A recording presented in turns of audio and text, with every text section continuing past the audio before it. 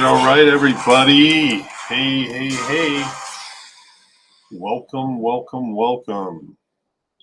Tech Time with Mike. Hey, everybody. How you doing today? All right. I have some exciting stuff for all of you. And I hope this is good information that you guys can find useful. So today we're going to be looking at Office suites, Office type software, not just Microsoft Office software, but all of the software that we use. So sometimes people are using Google. Sometimes people are using Office. Lots of different options there. And so we're going to be looking at what those options are, how they work out, and why we pick what we pick. So let's get some disclaimer, and transparency stuff going on. Inside our office, we use Google. A lot of times for other offices on the outside, we support Office 365. It just kind of depends on what it boils down to at the end of the day, on what people are used to and how people's workflows go. What do you need for your workflow? What's your workflow been? What's going to work the best for you guys? Just checking my mic there, make sure that's up. Hey, if you guys can hear me good and you guys are watching and seeing everything, give me a thumbs up, a like, or toss me a comment in that.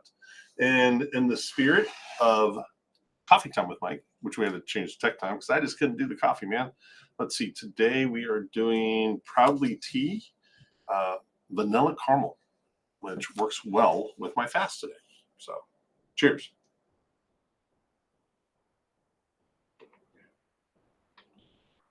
All right. Well, I'm going to assume that everything's going good, and we're going to go ahead and get that party started on this. Thank you for that thumbs up on that one.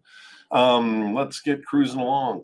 All right. So today, so many things have moved to the cloud infrastructure when it comes to software and it comes to Office Suite and all that kind of fun stuff. We see it with our different custom software packages that we might be using in dental and doctor offices, all the way to our parts programs that we're using in some of our mechanic shops and auto repair places, even in our architecture firms and those kind of guys. We're starting to see more and more of that online. Our accounting folks, all of those guys, we're seeing all this QuickBook movement to the cloud. And in fact, it's at the point now that QuickBooks, no matter what you're doing with it, is going to be subscription based. Did run across the user the other day. You know who you are, running QuickBooks on a Mac from 2005. Impressive.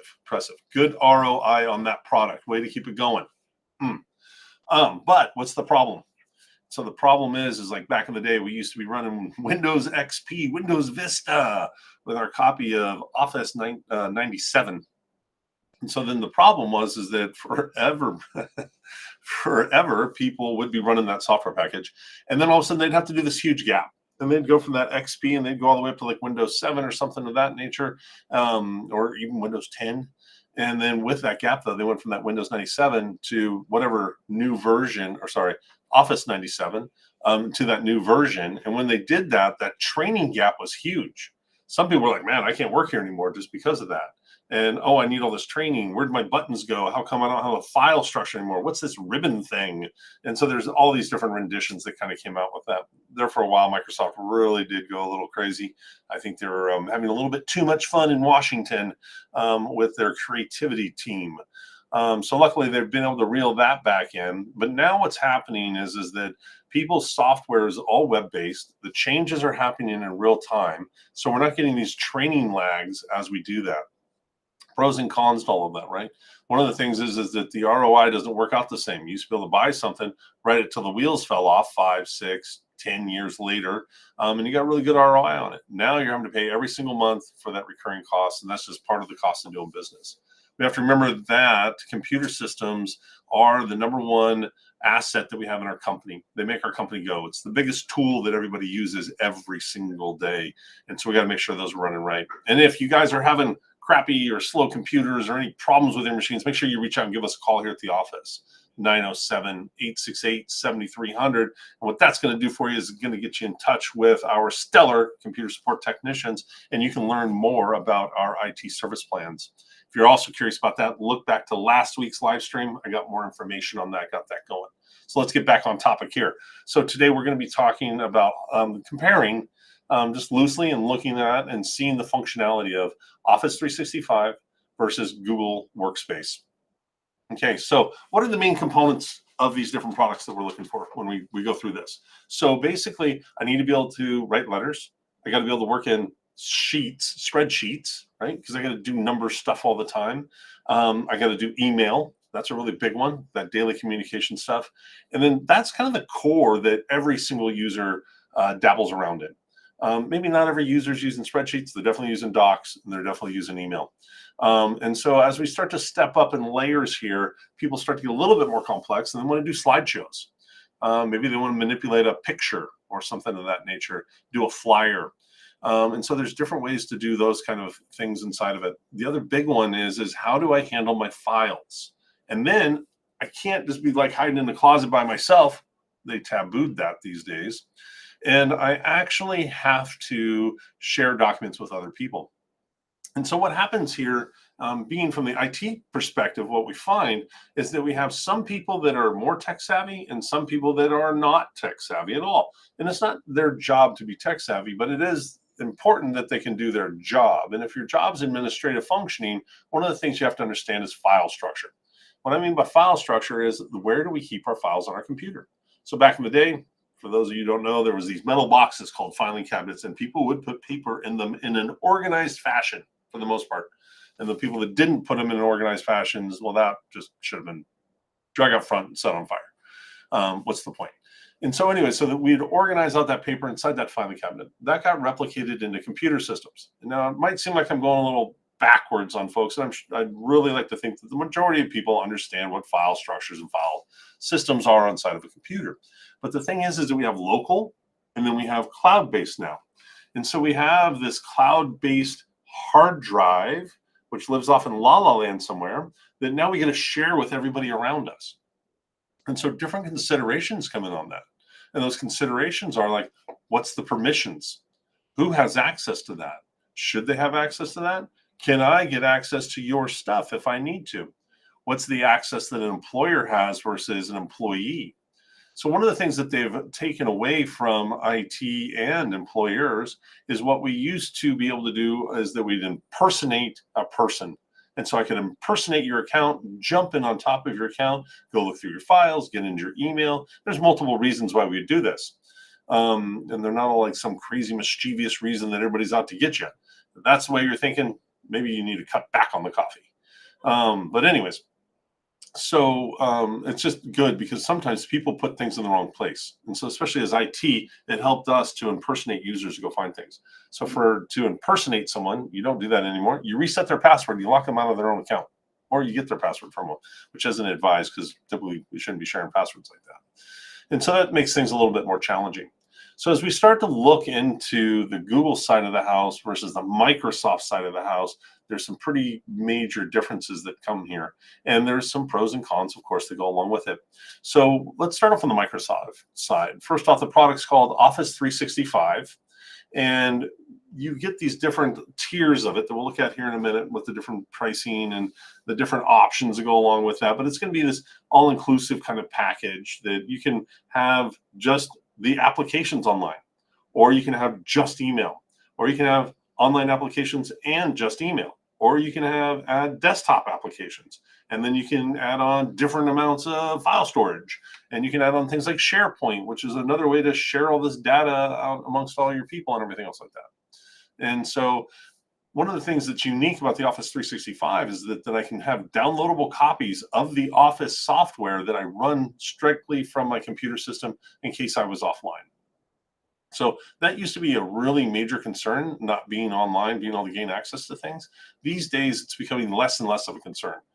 Internet's a lot more reliable, but also if I do have some kind of catastrophic failure with my internet, it's really easy for me to just hotspot out my phone, jump my computer on. Almost all computers these days have Wi-Fi in them. And so that's another way that we can backdoor our internet access, get back to work, and keep everything cruising along there. So, that becomes less and less that we need those desktop applications. Now, some of the applications are desktop only.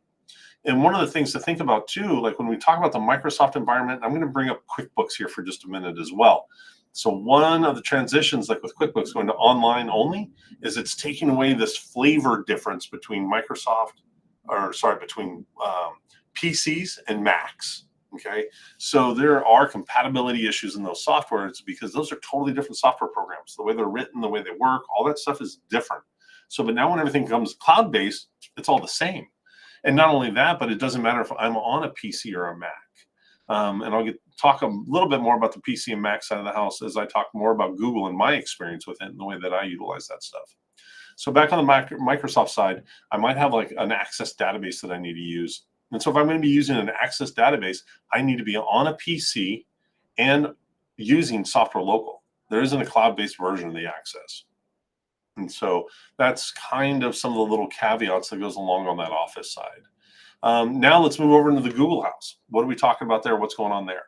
So Google is going to be all web-based. Typically run it all out of your browser. For that, use something like Chrome. That is their product. And so with this, you get that full suite of different tools, but it's all web-based. And so this is where I'll share some personal experience with that, is that I use a Mac at home. I have a Mac notebook. I also have a Dell laptop. I also use iPads. One of my go-tos and carries is this bad boy right here, which is my iPad. It's huge. I love it. I am actually getting a smaller one for doing more note-taking, but when I travel with this, it makes a great secondary screen. And as well as I can actually split the screen in half to see the different components of it. And that all works out really well. And it has the pin on it. And so it gives me a lot of options and flexibility. And the nice thing about it, though, is everything's cloud-based, so it doesn't take up a lot of storage on the device. And so from any browser, anywhere, I'm able to get into my full suite. Now, with Microsoft, you can do the same thing to a point, as long as you're super mindful of where the files are being stored.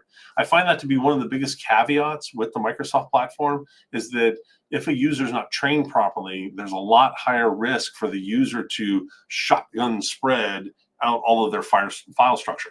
It could be like some's on my local desktop, some's inside of my documents on my local computer, some's inside of my OneDrive. And if OneDrive's not set up to sync properly, then those things that are local may not be making it to the cloud. Or I might put some things in SharePoint and have some things in OneDrive. And so when we talk about SharePoint is the tool for the organization. The OneDrive is the thing for the individual users.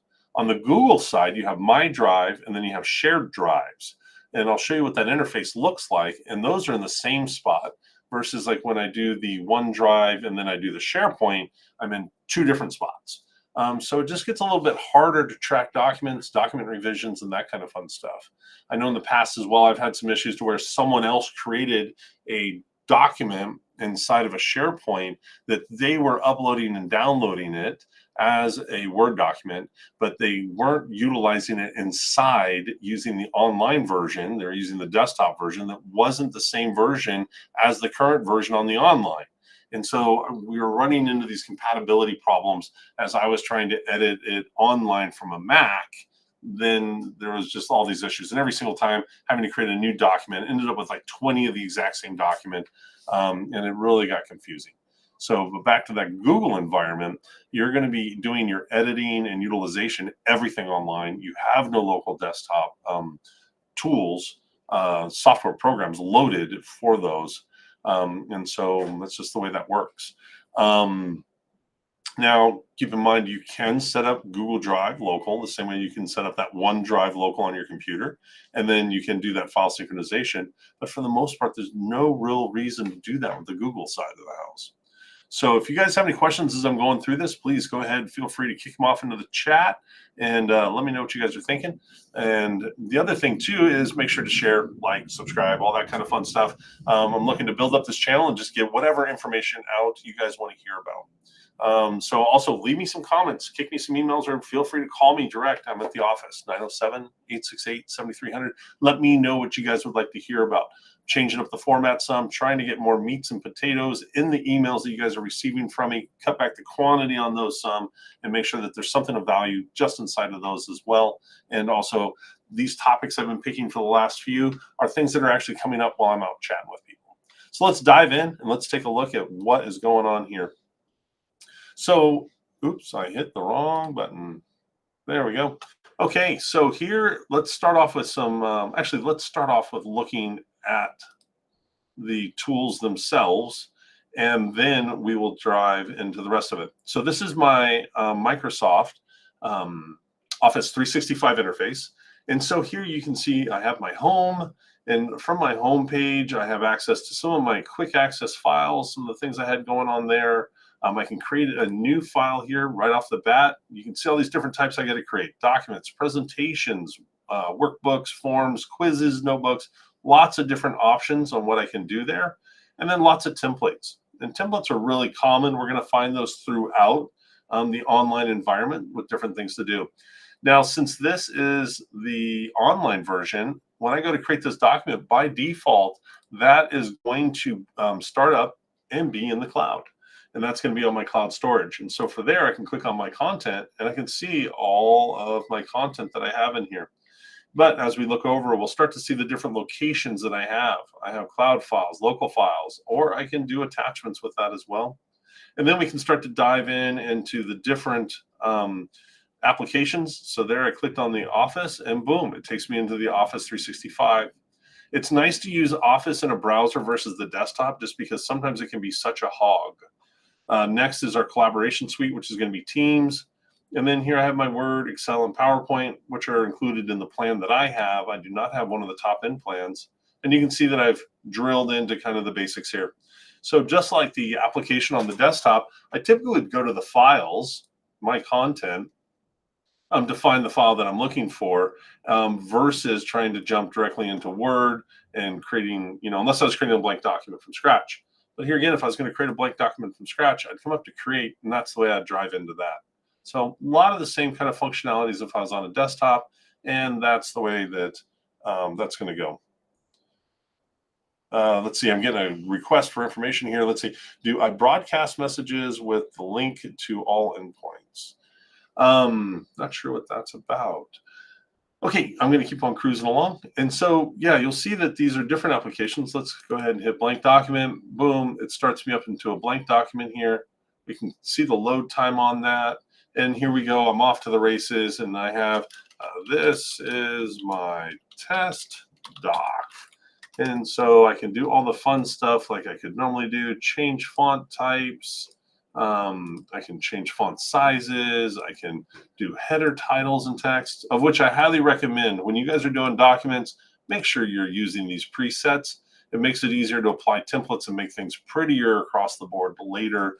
And let's always try to avoid, oh, hey, I want that to be like that and that and that. And, well, what did I do before? I don't know. That just really becomes troublesome when we do that. So, all right, so there's back into the Mail app. We can see what that looks like.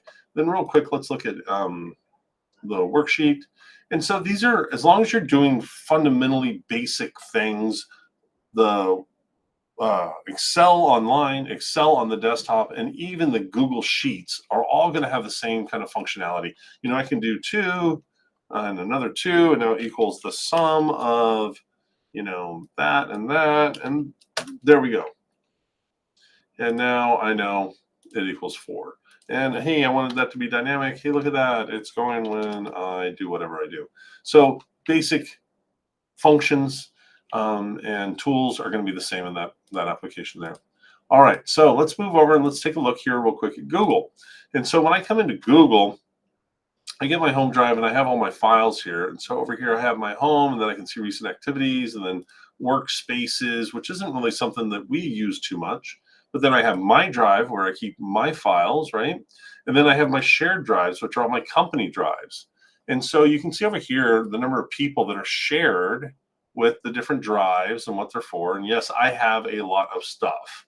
But this is super easy and simple to jump in, managing members, and off to the races. You can just quickly grab people and add somebody new to it and get that shared out and kind of go from there.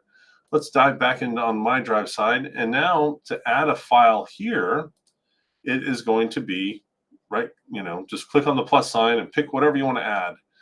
With documents too, we can come in and we can go from a template, and we can actually build our own templates. And so like this is the way we have our letterheads set up and all that kind of fun stuff. And you can see I'm dropping off into the Google Docs program. And here that's opened up. I can rename it here just by clicking up, test doc, delete me, and I can do the same thing. This is my test doc. Okay, great. And whoa, Control C, Control V. Okay, great. And then I get that same kind of functionality. So across the board, all these things are going to do the same kind of stuff. And now when I get into the Google side, well, let's look at the rest of my applications. They live over here. So the drive where, I would drill into a folder, find the file that I want, and deal with that directly from there. And then I can do docs, I can do sheets, slides, calendar, just all of the fun stuff. And then we can get even more in depth with what we're doing here into Jamboards and all that. And then extensions. There's a whole marketplace for add-ons here. This is how we do some of our AutoCAD type drawings, edit PDFs, classrooms, all of that neat kind of stuff. And so actually, I'm just going to delete this while we're here, clean up my mess as I go, throw that in the trash. Okay. Wonderful. And so that's the that is the basics on Google Drive.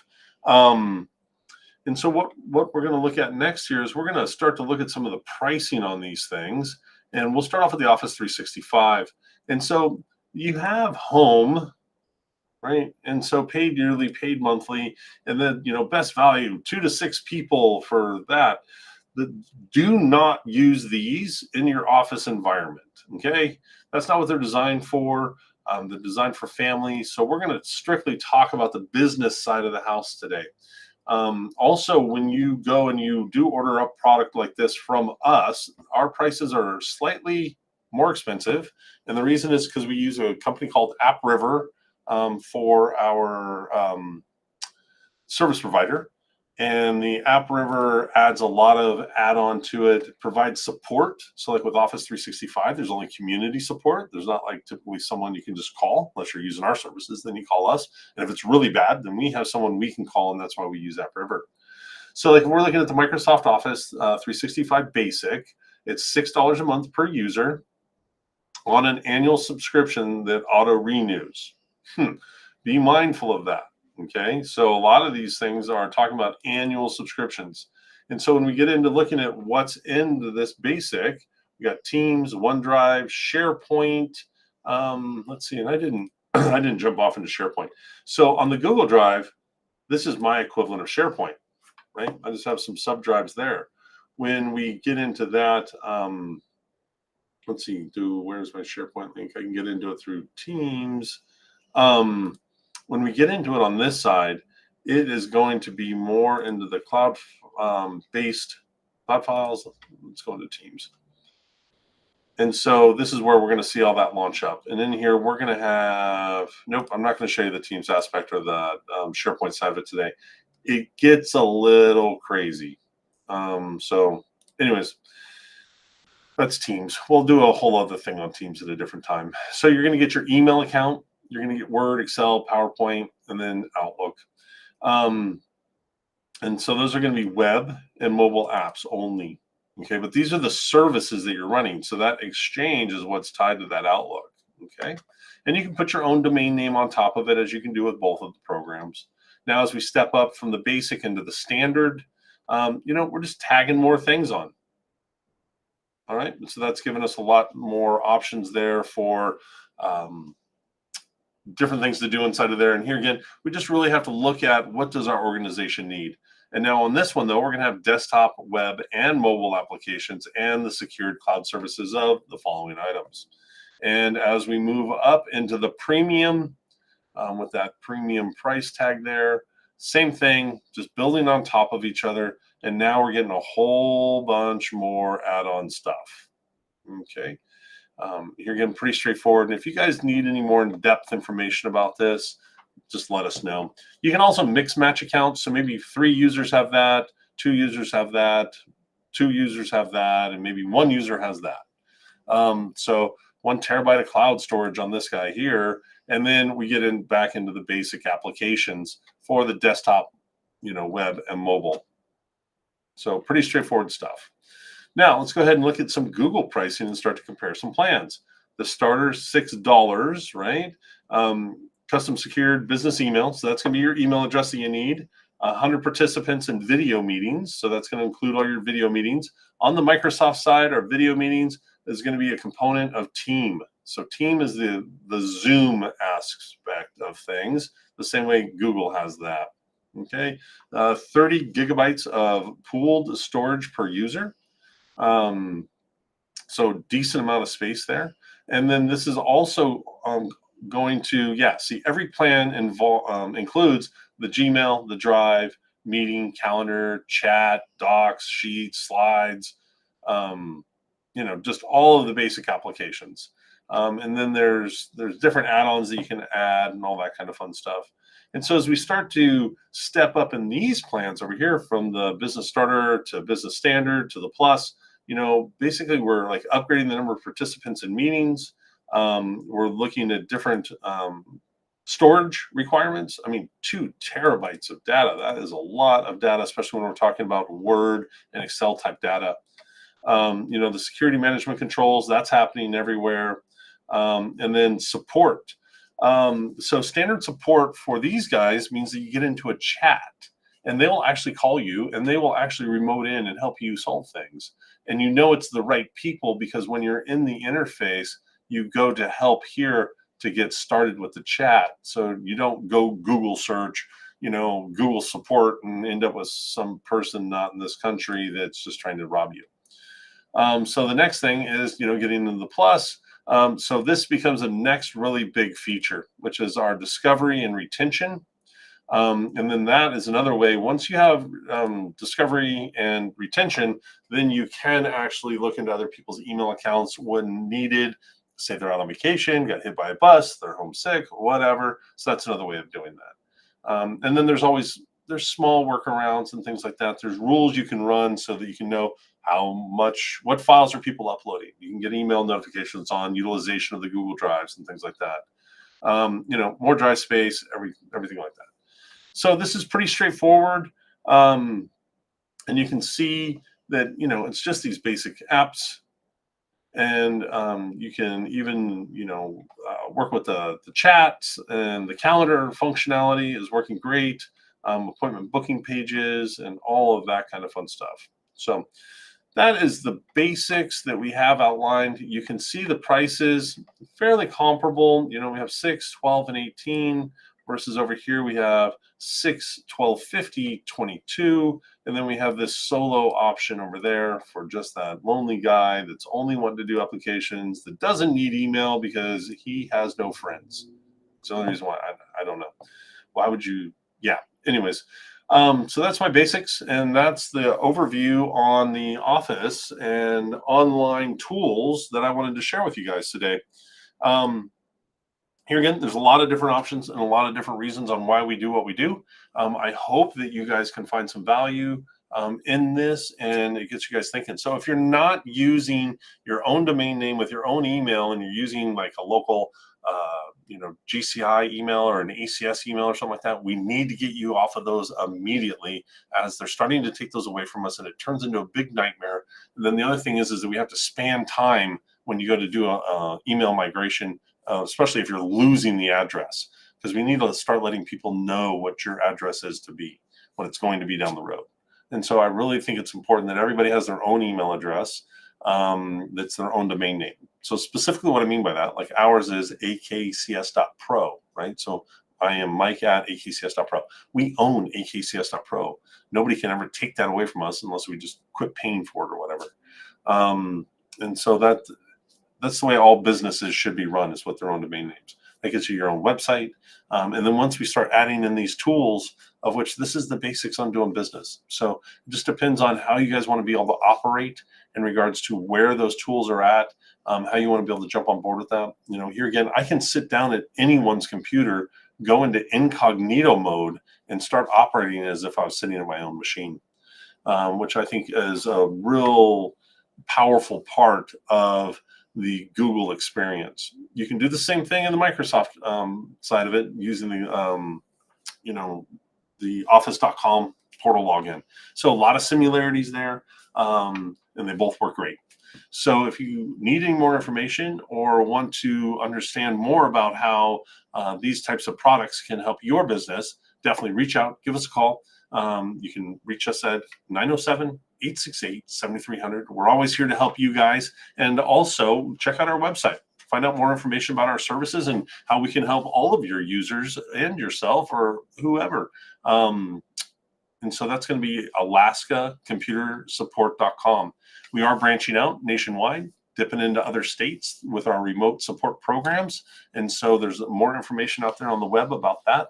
And also, this doesn't just stop for businesses and our support services. Do you need some help on your home systems? Does your mom, dad, someone just need some antivirus and some hand holding from time to time? We're a great solution for that. So we can definitely help out with all of your IT needs. We're doing camera systems, door access systems. We're going to be helping with your network infrastructure, monitoring that network infrastructure, helping with the servers, backups, just the whole gamut, even phone systems. We're a Ring Central partner. We can help you with the deployment and the operations of that phone system. And, it's just a great thing. So, and actually, if you want to have some fun today, try calling our message. We did some updates on a little while back. I think it's hilarious, but let me know what you guys think. And spoiler alert, AI might have helped out a little bit with the script. But, always got to throw in my personal touch in that one. I had a lot of fun with that. So I appreciate you guys as always. Thank you for showing up. And here again, drop me a line. Let me know what else you guys want to hear about, what else I can help with. And I'm just here to serve. So appreciate you guys. And I hope you have a wonderful rest of your day and a wonderful rest of your week. Thanks.